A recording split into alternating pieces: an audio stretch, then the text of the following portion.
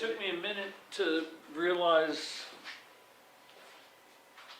what was going on and why all the security. There was a dozen deputies Oh, I in mean, the that's court. almost.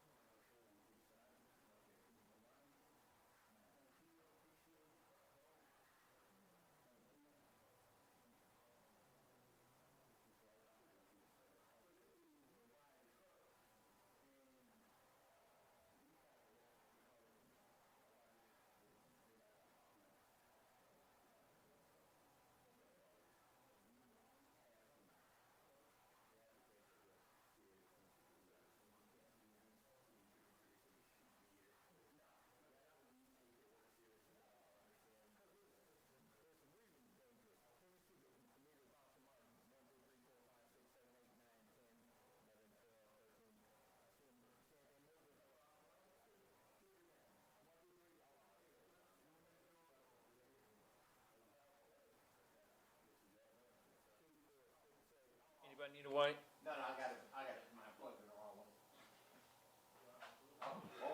1, 2, 3, 4, 5, 6, 7, 8, 9, 10, 12, 14. Yep, that's good. I'm good. Yeah, good. But it was, I mean, don't bring the trucks back. Oh, please They don't. need to just stay in museums Yeah. and say that's where they were.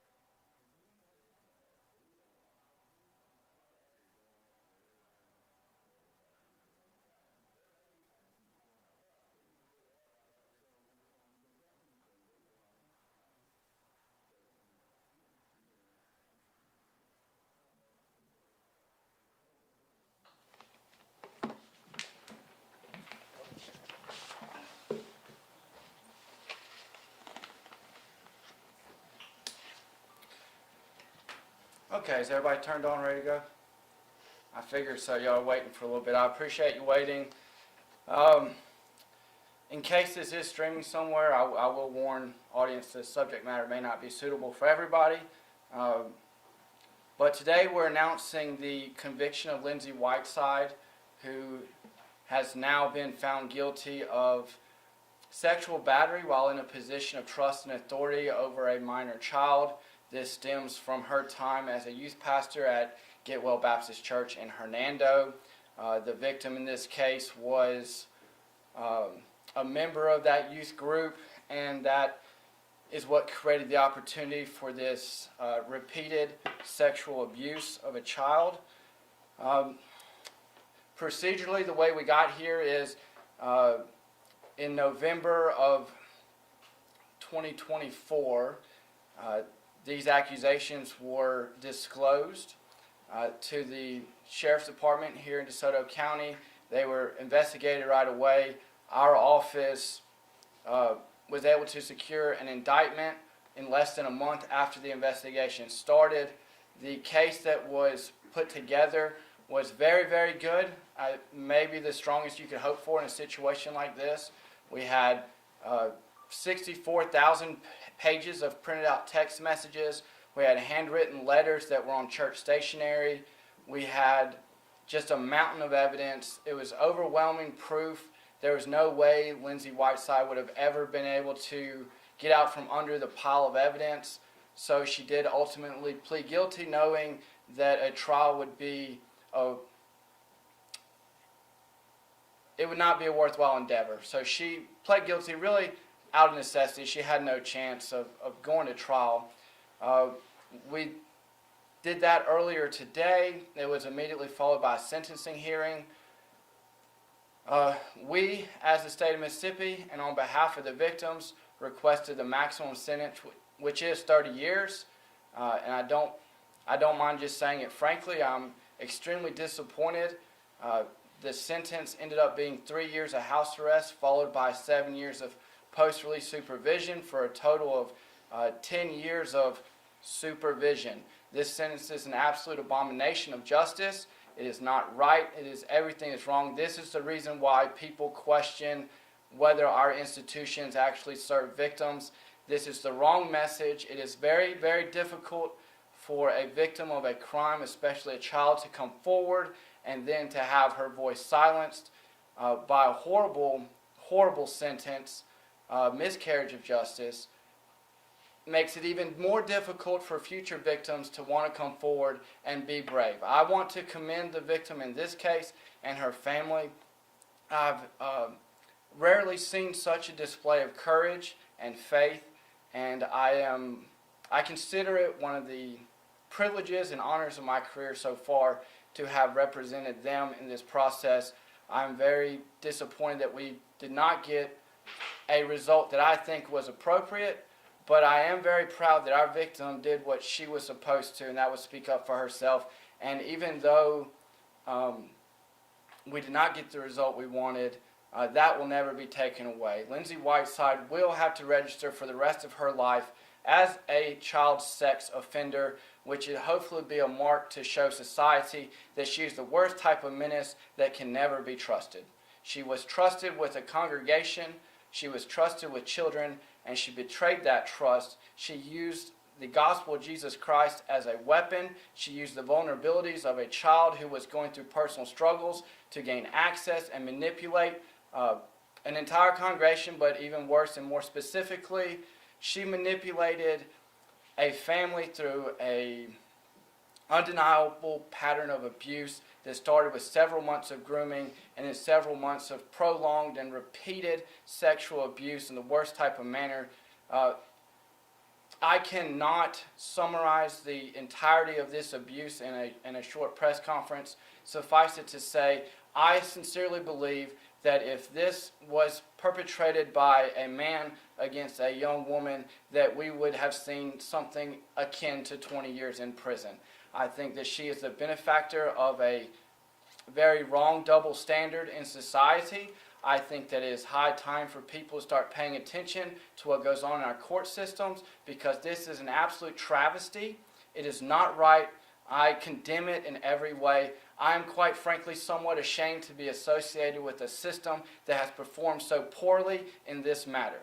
We have advocated as zealously as we possibly could. We put forth as much evidence as we could have ever hoped for, and this decision is quite frankly just poor. With that said, I am very honored to be joined by a member of our victim's family. Her name is Pam Pegram. She has prepared a statement that she would like to share on behalf of the victim. It is my belief that victims should always be heard, and so I am sincerely proud to turn it over to her for a moment to share something on behalf of the family. Thank you. Thank you. My name is Pam Pegram, and I'm speaking on behalf of the victim's family. It's my family. Today, a very brave young girl showed remarkable courage as she shared about the abuse she suffered from a sexual predator, Lindsey Whiteside. This vulnerable child was manipulated and betrayed by someone more than 9 years older than her, who was supposed to be her spiritual mentor, someone who grossly abused her position of trust, someone she looked up to as her youth minister. The evidence presented today was vile, it was evil, and quite honestly, it was shocking. How could anyone do things like she did to a young girl and then show up, sometimes to preach at church on Sunday morning, sometimes to lead a Bible study, sometimes to lead a youth retreat or a youth event, after knowing what she had just done? Today, in Lindsey Whiteside's own words, through her text messages and her letters, we saw the depth of depravity, deceit, and deliberate efforts to hide her twisted actions. The pain and the suffering this victim and her family have experienced are beyond words. This trauma has touched every part of their lives, yet it does not define this victim or her family. As believers, we know that God will redeem what has been lost, and He will use this devastating season to grow us and strengthen us and draw us closer to Him. For almost a year, our family has remained silent, waiting for this day when truth could finally be revealed. During that time, we have heard the rumors. We have read the comments. And we have listened to people's opinions who did not have any of the facts or any information to base those on. That has only deepened our pain. Let me be clear. No adult should ever engage in sexual contact with a child in no way, shape, or form. The victim is never at fault. This adult could have any time said, "Mom, help me. Pastor, help me. Friend, help me." She never did. She plotted and she planned and she deceived and she manipulated so that she could have her way. When you support the offender, you re-victimize the victim. Y'all, this is why victims don't come forward and tell their story. Still, our family, we will stand firm in our faith. We believe in truth, justice, and even forgiveness. But can I tell you, forgiveness is hard. It is challenging, and it may be a day-by-day decision that we work our way toward. Now that Lindsey has been found guilty, I really wanted to say that justice had been served. But y'all, it has not been served. She gets to go home and put on her favorite pajamas and cuddle up in her favorite chair and hang out in her safe place, where she entered into our family's safe place and destroyed that. It became a place where she pursued the victim. How is this fair? How is this right? And the judge said that prison was for people that we're afraid of. Y'all, isn't prison a place for people who commit crimes, regardless of what they look like and regardless of whether you know to be afraid of them or not? I mean, like Matthew said, it would have been so different had the offender looked different. Can we all agree? Oh, but I have to say, for those of you who have prayed for us, for those of you who have supported our family during this horrific time, we are forever grateful and we appreciate you. Ma'am, can we get you to spell your name for us? Yes. My name is Pam Pegram, P-A-M. Last name is P-E-G-R-A-M. Thank you. So, with that, I would just add briefly before I take any questions that it is true that when you support the abuser, you re-victimize the victim. And for that, that's part of the reason why I was so disturbed by the amount of pedophile sympathizers that wrote into the court. And specifically, Michelle Henley is an elected member of our school board. Our victim at the time was a student at one of the schools that Michelle Henley is supposed to help govern, and yet she wrote a letter in support of the defendant, that she testified on behalf of the defendant's good character, which I submit there is no good character to somebody that would sexually abuse a child. That I don't care how much good you've done in the world if it's followed up by committing a repeated sexual act against a child. This is somebody that was not victim of an overwhelming moment or a temporary lapse in judgment. This is more akin to an adult lioness stalking prey and then pouncing when it was least expected, and then continuing to do so over and over again. Lindsey Whiteside committed sexual crimes against this victim while on church trips, while on a bus with other kids, put a blanket over the victim and then sexually abused her while in the presence of church leadership and other children, and then preached about Jesus. We're talking about that manner of depravity. It's awful. Because Michelle Henley is in a position of authority and trust over children, and yet sides with a child predator, I believe she's not fit to be on our school board. I have given her a letter today demanding her resignation, and I hope she will, because we can have no faith in an institution that protects child predators. We cannot expect children who are victims of crime to tell their teachers or administrators that they have been victimized when an elected member of the school board is advocating for a known convicted sexual predator. It's inexcusable. She has shown tolerance where there can be none. She's got to go, and quite frankly, any teacher or vice principals that wrote in on support, they should likewise be gone. I would never send my kid to an institution where the adults in the room are not taking care of the kids. Period. Full stop. With that being said, now that my tangent is over, I will take any questions you may have. Yes, in the back. Martin Stone, Fox 13. So, what struck me when I got to the courthouse today was the level of security. When I Googled what this story was about, it didn't tell me that there were two sides in terms of people supporting the defendant, people supporting the family. Can you talk about why that, I counted 13 deputies in the court? Yeah, I think the divide comes from a lot of people in Get Well Church leadership and members have offered a great deal of support for the perpetrator who used to work and worship among them. And then you have the defendant's family were lifelong educators, so they have friends in the school system. They called upon those friends to write letters of support. And so we have this great divide that's hard to reconcile, where you have church people and school people supporting a perpetrator for a child crime. And that will certainly draw out the type of emotions you would expect. So as a precautionary measure, certain things were put into place for security purposes. And I was going to say, and the other thing that struck me is before the judge, what was his name?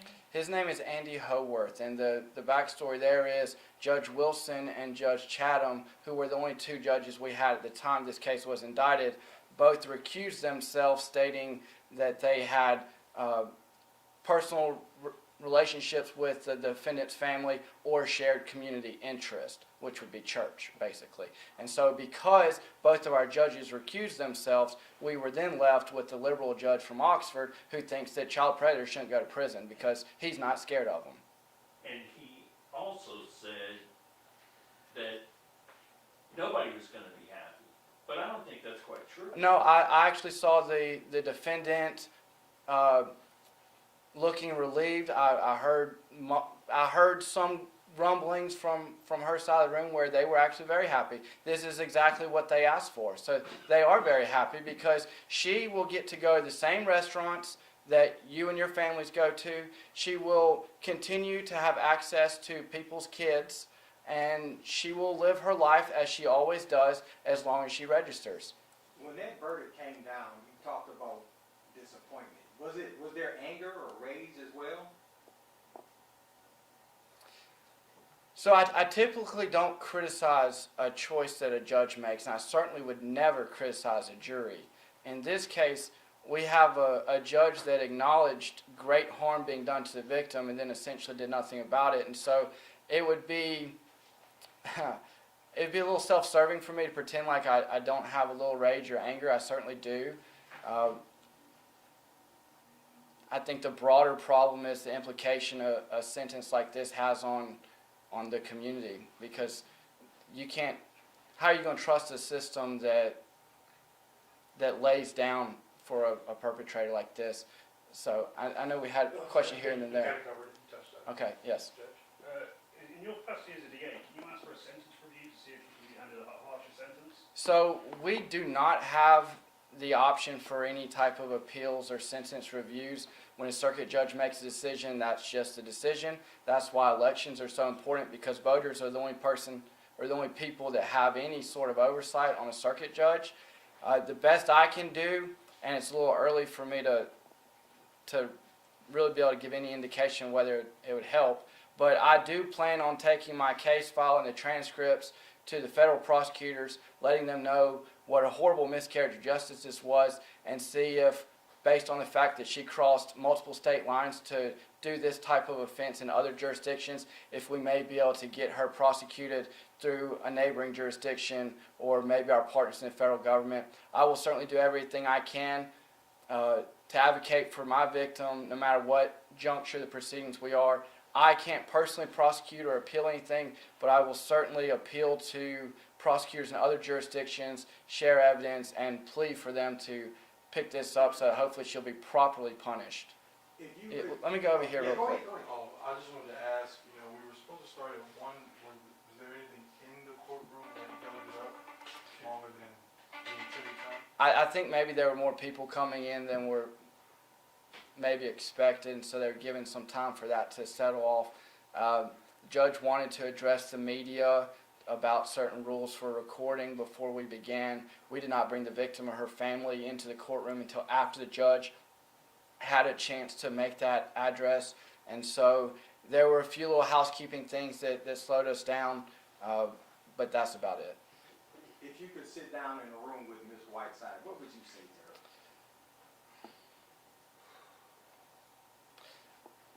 I think she's such a narcissistic,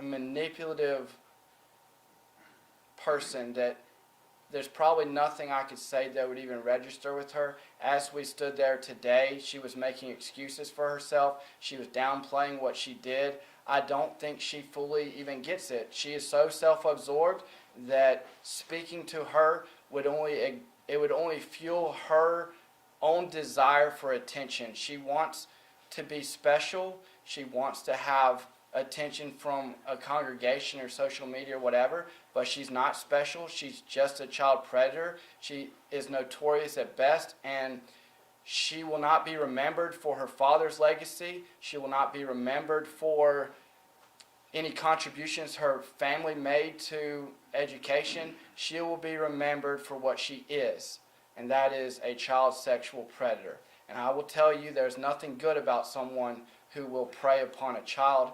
That's what she'll be remembered, and she's not worth anyone's time, much less mine. Is the victim still a minor? The victim recently turned 18. Are you able to release the name or? I'm not personally going to do it. Do you think that our families, like you said, the status had anything to do with maybe the ruling today? I think the fact that our judge is from an outside jurisdiction probably limits the amount of effect that could have. I think he had his own reasonings. I don't pretend to understand them. I'm not so sure that is the reasoning. But I will say that when you have you have letters from 9 teachers, you had a letter from a vice principal at a school, and you had a letter from an elected member of the school board. And so then you got many people from the church where she perpetrated these crimes also sending letters to the judge. So he probably felt safe making this decision, but I can't really speak to exactly what's in his mind. I can speak to what's in my mind, which is, this is not right. Plain and simple, there's no other way to put it. This is just not right. I'll take one more question if there is one. I heard him say that prisons are for people that scare us. He literally said from the bench, this woman, Whiteside, doesn't scare him. That kind of scares me. Well, I think that my child is growing up here in DeSoto County. It's where I chose to raise a family. People like Lindsey Whiteside scare me. They're not going to be able to do anything to me personally, because I'm older than she is, I'm stronger than she is. But I think about my child and the children that she plays with, and I'm really worried for people that aren't as guarded as I am, because I see this every day. Most people don't, and it's the people you don't expect. It's the church pastor, it's the teacher, it's the coach or whatever. And so, people like her is a very scary part of our society. I don't know if you're just envisioning. Look, I come here all the time. Y'all hear me. I say, stop Memphis, save DeSoto. I'm very critical of Memphis criminals that come down here and perpetrate violent crime. I talk about it all the time. You don't have to look like that or act like that to be an absolute menace to society. I think that preying on a child sexually is very much more egregious than a lot of the crimes I'm seeing people in prison for every single day. There's no way to balance or rectify that. I think you have one, I'm going to call it, that's it. Yeah, I have one more. Without going into graphic detail, what type of behavior, as far as manipulation, are we talking about? How long did this occur? I mean, she would bring alcohol to a kid. She would bring alcohol to a kid. She would buy her parents like concert tickets so they could have a night out, and she would volunteer to babysit. She would make reservations, say, hey, I can babysit. She was in charge of logistics for the church group when they would take kids on youth trips and church camps, things like that. And so she had the logistical control to determine where children would stay, what rooms they would stay in, what beds they would be in, dormitory arrangements, things like that, where they'd sit on the bus, whatever. And she would use that logistical control to isolate the victim away from everybody else so that she could perpetrate these heinous acts while on duty as a youth minister. She would, I would just encourage, all the prototypical grooming practices were displayed by Lindsey Whiteside. I mean, we could write a book about it, but like I said, this was not a one-time deal. This was a very calculated effort to abuse a child, and I think anyone that supports that should be ashamed. And that's all I have to say. Thank you. Thank you. Sir, do you have a list, an official list of the charges against her? Is it? It's just one count of sexual battery of a minor while in a position of trust and authority. I just